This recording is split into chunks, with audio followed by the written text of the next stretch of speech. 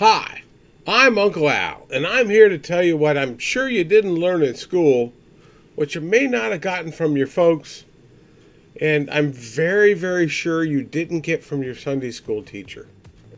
What I have for you today is the rules or ideas or concepts around inflation shopping.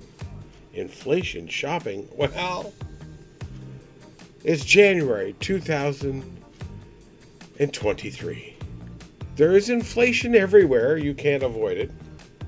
It reminds me of my teenage years and growing up years because I lived through the 70s and the early 80s, and there was inflation then too. So it's happened before. It's not new. It may be new to you, but it's not new. Hey, what I want you to do when you think about inflation shopping is a couple of things. First, you always need a budget, which means you need a list.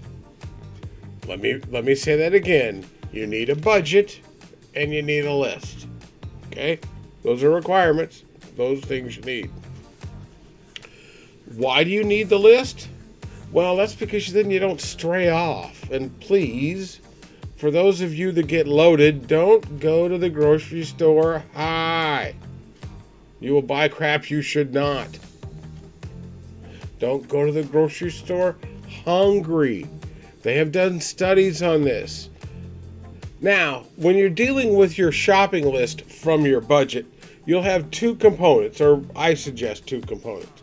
One is your regular shopping list, the stuff you need, whatever. If you've got a child, that list is longer. But whatever you need.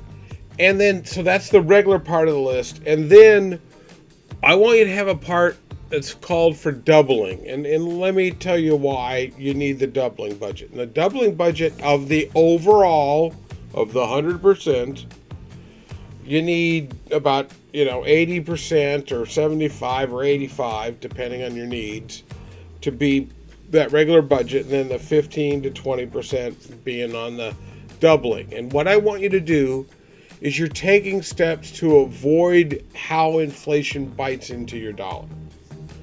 And the first thing you do is, of whatever's on your list and you bought, whatever the best deal was of that list, you then use your doubling budget and you double that. Now, if that doesn't consume all your double budget, then you move on to the second thing. And you double a basic. And what I mean is, a basic is you may buy out of what's there, toilet paper or whatever, a basic. It could be sugar. You double a basic. So the second thing you double is the basic. And the third thing you double is something that's seasonal that may go away, that the price, whether we have inflation or not, goes up and down, ebbs and flows. So why do you do these double things? Well, in an inflationary environment, your assumption is that tomorrow the price is higher. So if I buy today, it's a hedge against my money not going as far tomorrow.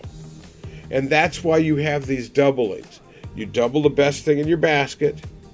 Then if you have money left out of your doubling budget, you double a basic. And then from there, if you have money left over out of your doubling budget, you double a seasonal. And that's how you make your money go farther, because your money's acting before the inflation occurs. Now, I don't suggest going in and buying the world out, even if you had the money, because inflation ended in the 80s. Inflation always ends. And you're just trying to be wise with your money and your purchasing. You're not speculating. I'm not saying go out and buy every AA battery in your town. That would be speculating. We don't do that. This is just being wise. So, from your Uncle Al, please do some inflation shopping. Be smart. Have a budget. Have a list. And use your doubles to save money for the future.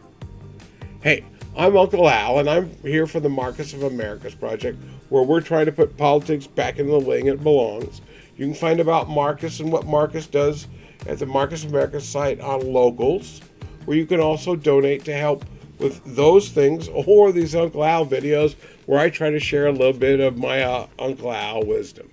But until the next time we see you, bye.